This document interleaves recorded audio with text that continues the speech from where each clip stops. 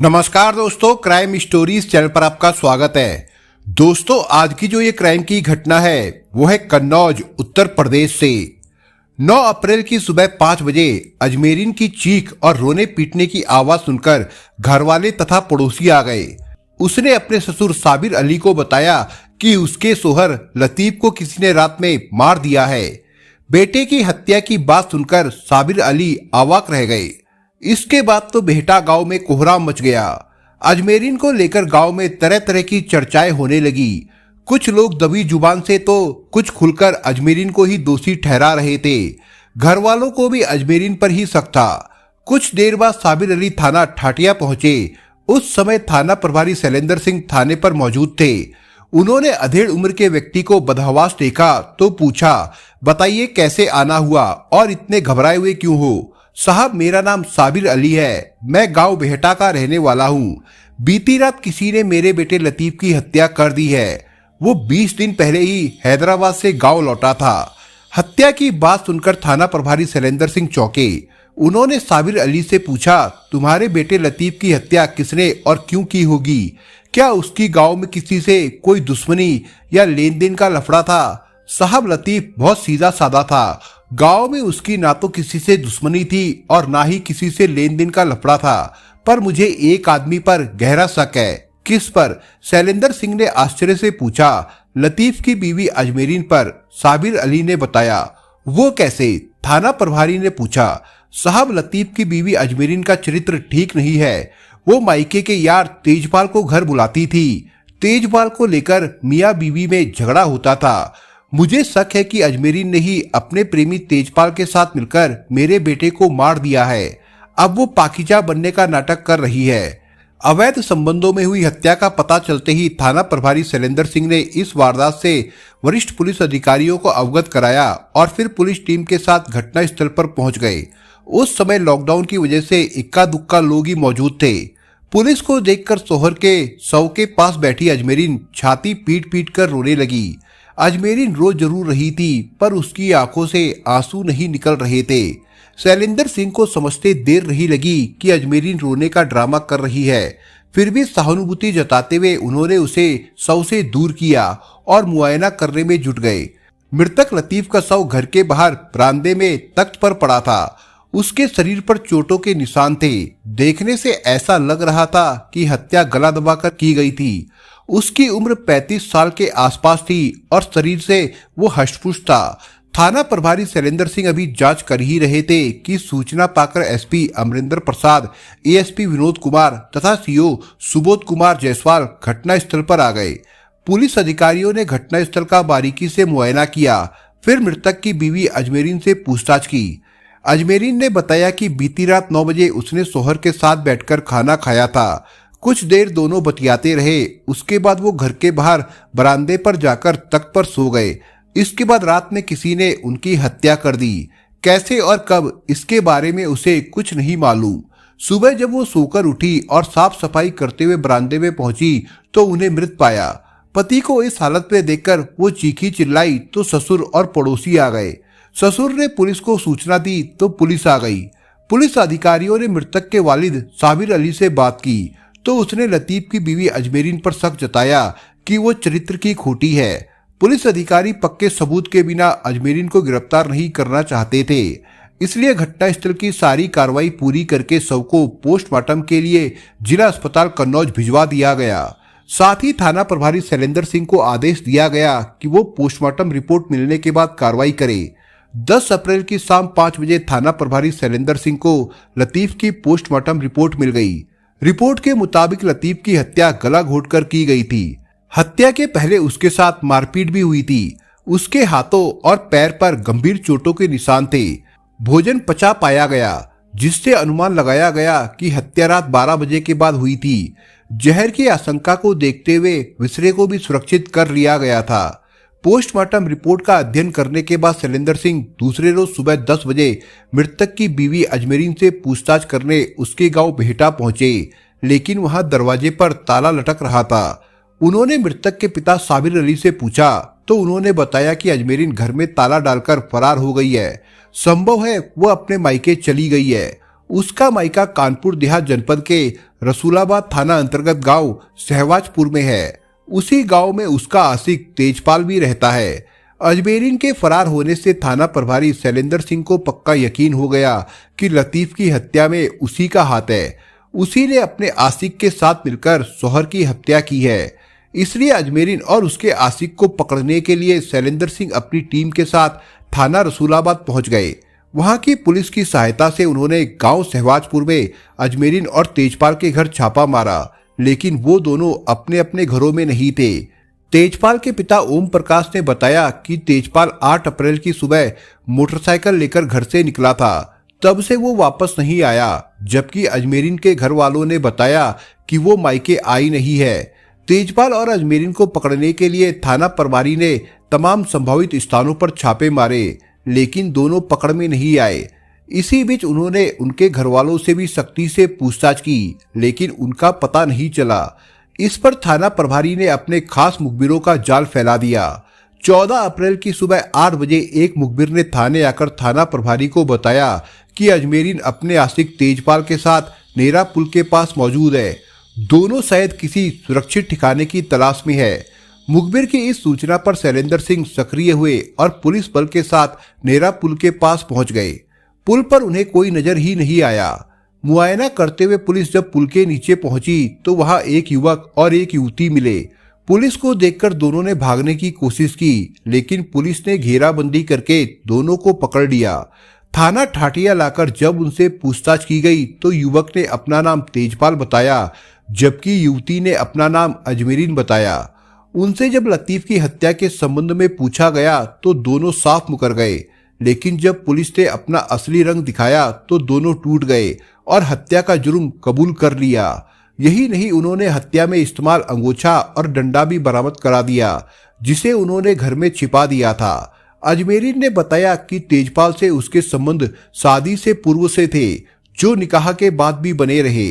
उसका सोहर इन नाजायज ताल्लुकात का विरोध करता था और मारपीट और झगड़ा करता था। सोहर की शराबखोरी और मारपीट से आजी जाकर उसने तेजपाल के साथ मिलकर सोहर की हत्या की योजना बनाई।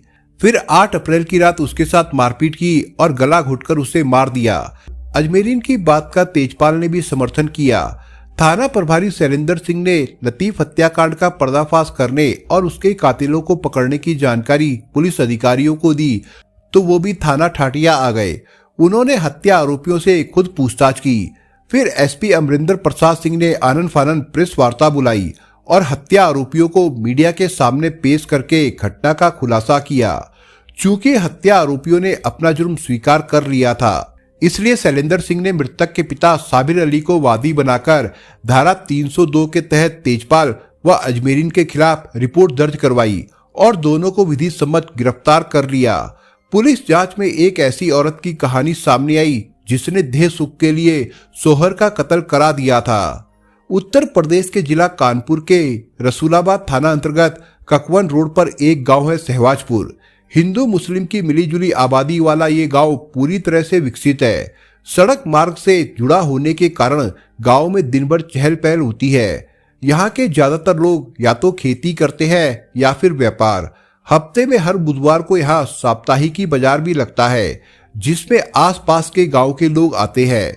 नूर आलम अपने परिवार के साथ इसी सहवाजपुर गांव में रहता था। उसके परिवार में बीवी खालिदा बेगम, 2 बेटियां अनीसा, अजमेरीन और एक बेटा ताहिर था।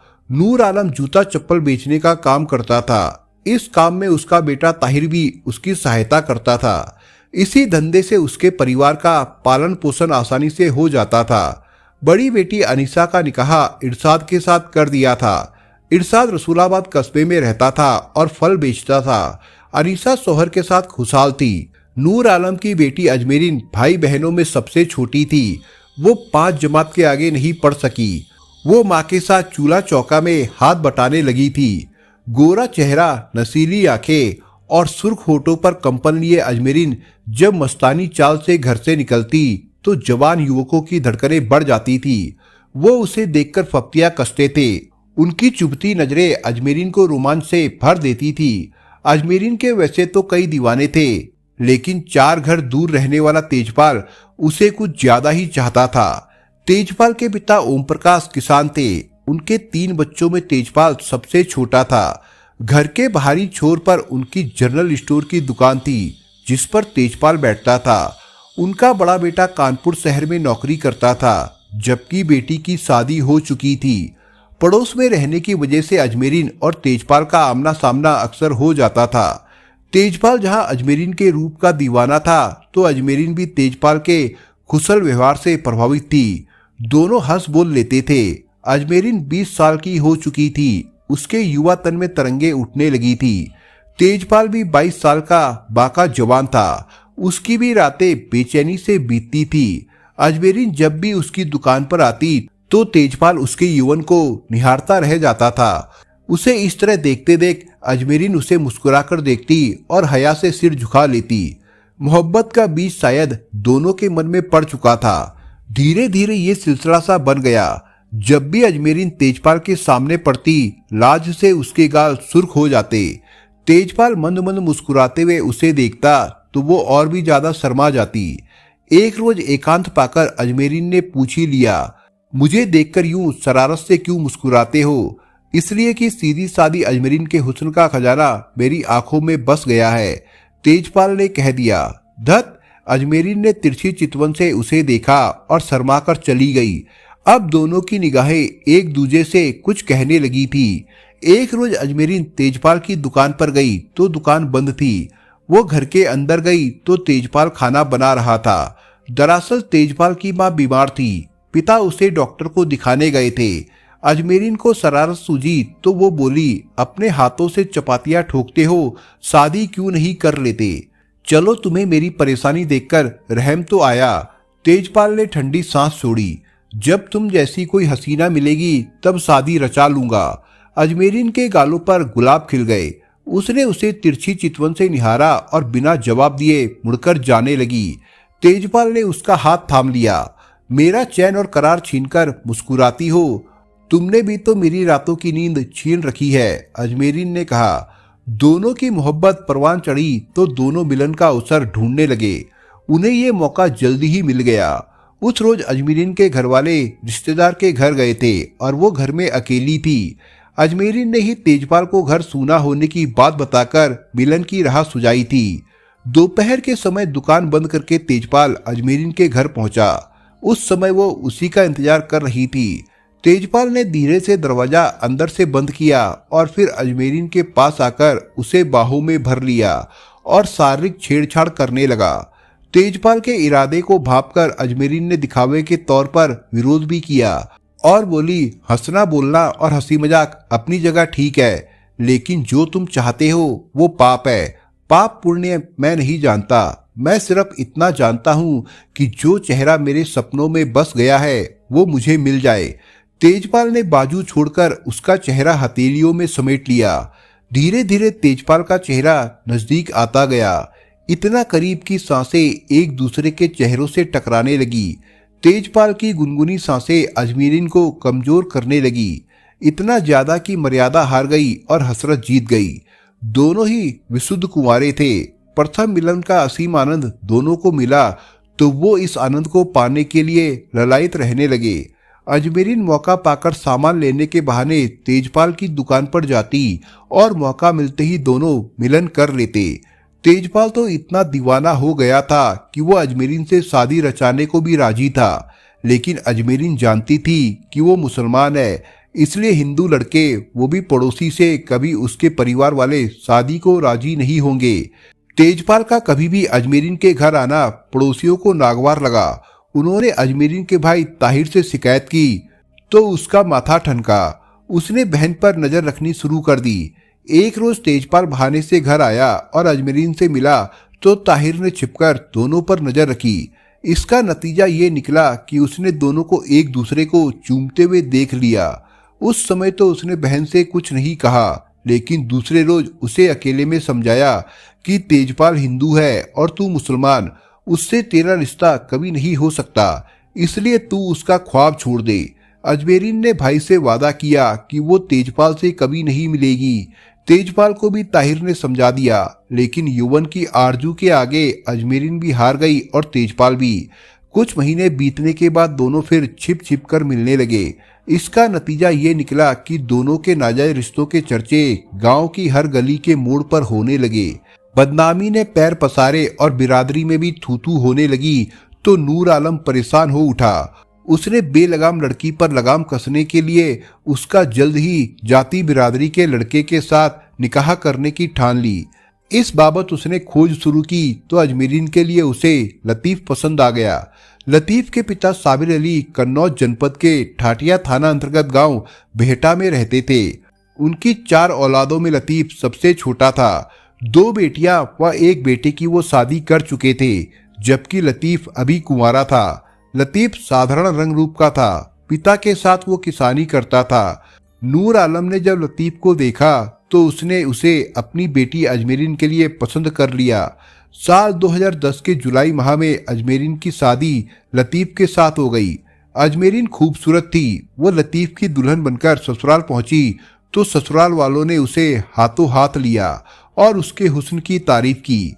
खूबसूरत बीवी पाकर लतीफ जहां खुश था, वहीं अजमेरीन साधारण रंग रूप वाले शौहर को देखकर उदास थी। उसने तो अपने प्रेमी तेजपाल जैसे युवक की तमन्ना की थी, लेकिन उसकी तमन्ना अधूरी रह गई।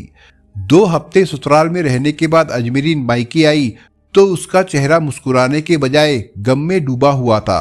अजमेरीन का सामना तेजपाल से हुआ तो वो रो पड़ी। तेजपाल, मेरी तो किस्मत ही फूट गई। न शौहर ढंग का मिला, न घर द्वार। पता नहीं उस घर में मेरा जीवन कैसे कटेगा। मुझे तो ससुराल में भी तुम्हारी याद सताती रही। तेजपाल अजमेरीन के गोरे गालों पर लुढ़काए आंसुओं को पोंछते हुए बोला, तुम्हारे ससुराल चले जाने के बाद मुझे भी चैन कहाँ था। रात रात भर मैं तुम्हारे ख्यालों में ही खोया रहता था। आज मैंने जब तुम्हें सामने देखा तो दिल को तसल्ली हुई। तुम किसी तरह की चिंता ना करो, मैं तुम्हारा साथ हमेशा दूंगा। अजमेरीन मायके आई तो स्वच्छंद हो गई। निकाह के बाद घर वालों ने भी उसे रोकना टोकना बंद कर दिया था, इसलिए वो पहले की तरह तेजपाल से मिलने जुलने लगी। शारीरिक मिलन भी होने लगा। तेजपाल अजमेरीन की हर ख्वाहिश पूरी करने लगा।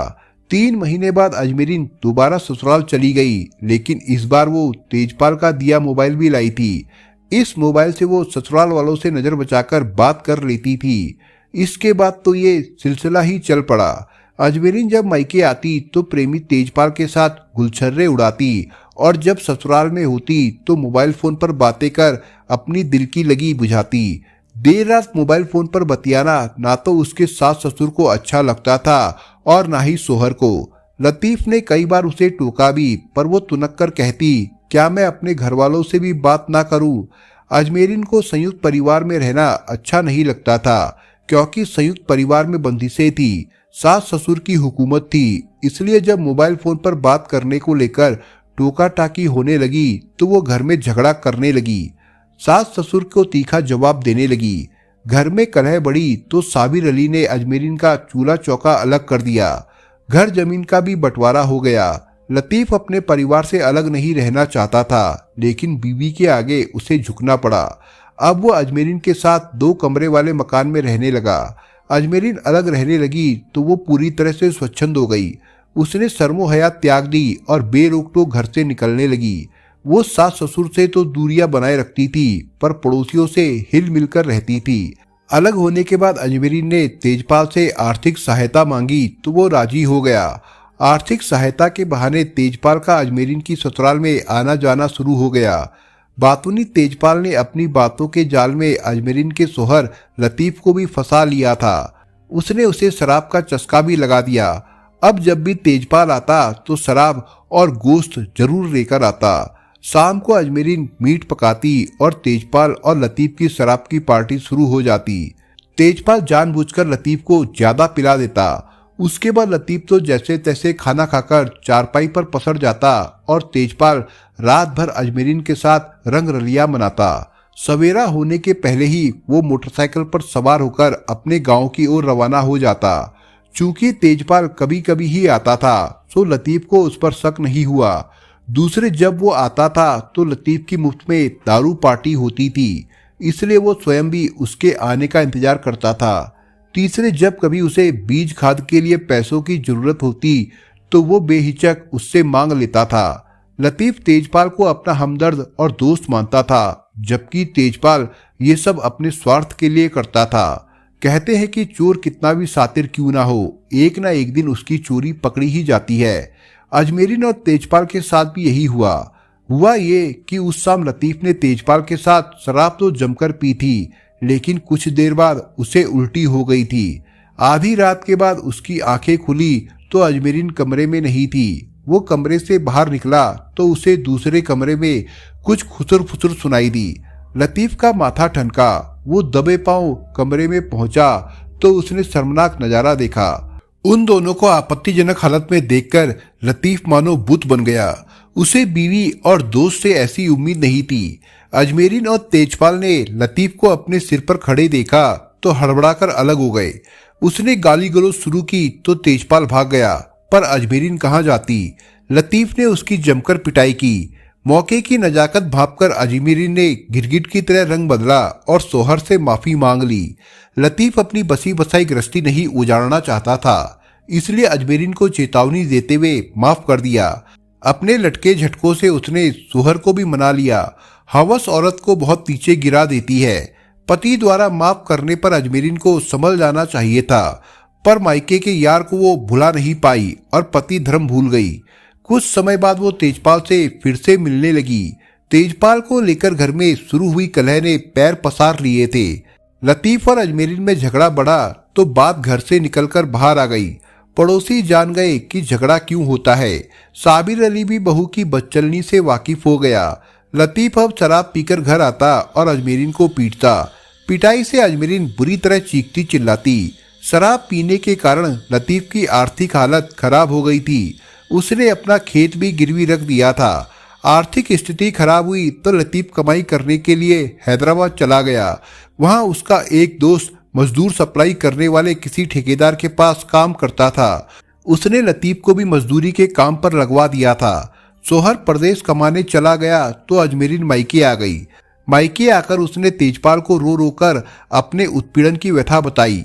उसने साफ कह दिया कि अब वो सोहर के जुल्म बर्दाश्त नहीं करेगी। वो उससे छुटकारा चाहती है।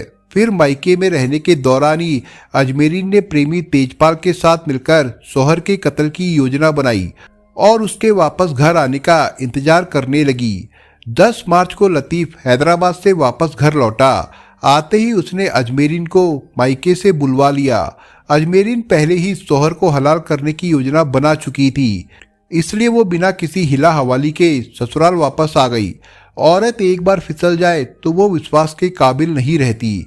अजमेरीन भी विश्वास खो चुकी थी, सो लतीफ उसे शक की नजर से देखता था और अजमेरीन को पीट भी देता था। अजमेरीन तो कुछ और ही सोचकर आई थी, सो पीटकर भी जुबान बंद रखती थी। 8 अप्रैल की सुबह अजमेरीन ने मोबाइल फोन पर तेजपाल से बात की और देर शाम उसे घर बुलाया। तेजपाल समझ गया कि उसे क्यों बुलाया गया है। मोटरसाइकिल से वो रात 8 बजे भेटा गांव पहुंच गया। उसने अपनी मोटरसाइकिल मदरसे के सामने खड़ी की और पैदल ही अजमेरीन के घर पहुंच गया। उस समय लतीफ घर में नहीं था। अजमेरीन ने उसे कमरे में बैठा दिया। देर रात लतीफ देसी शराब पीकर आया। अजमेरीन ने उसे खाना खिलाया, फिर वो चारपाई पर जाकर सो गया। इसके बाद अजमेरीन तेजपाल के कमरे में पहुंची, जहां दोनों ने पहले हसरतें पूरी की। आधी रात के बाद दोनों लतीफ की चारपाई के पास पहुंचे और उसे दबोच लिया। दोनों ने मिलकर पहले लतीफ की डंडों से पिटाई की, फिर उसी के अंगोछे से गला कसकर उसे मार दिया। हत्या करने के बाद शव को घर के बाहर बरामदे में तख्त पर डाल दिया। सुबह 4 बजे तेजपाल मोटरसाइकिल से फरार हो गया था। सुबह अजमेरीन रोने पीटने लगी। तब घर और पड़ोसियों को लतीफ की हत्या की जानकारी हुई। कुछ देर बाद मृतक के पिता साबिर अली थाना ठाटिया पहुंचे और बेटे की हत्या की सूचना दी। तेजपाल और अजमेरीन से पूछताछ करने के बाद पुलिस ने उन्हें 15 अप्रैल को कन्नौज की कोर्ट में पेश किया, जहां से दोनों को ही जिला जेल भेज दिया गया था। दोस्तों, आप अगर चैनल पर नए हो तो आप चैनल को सब्सक्राइब करने के साथ कमेंट बॉक्स में इस कहानी के बारे में अपने विचार जरूर लिखिएगा। मिलता हूं एक नई कहानी के साथ, तब तक के लिए अपना ख्याल रखिएगा। धन्यवाद।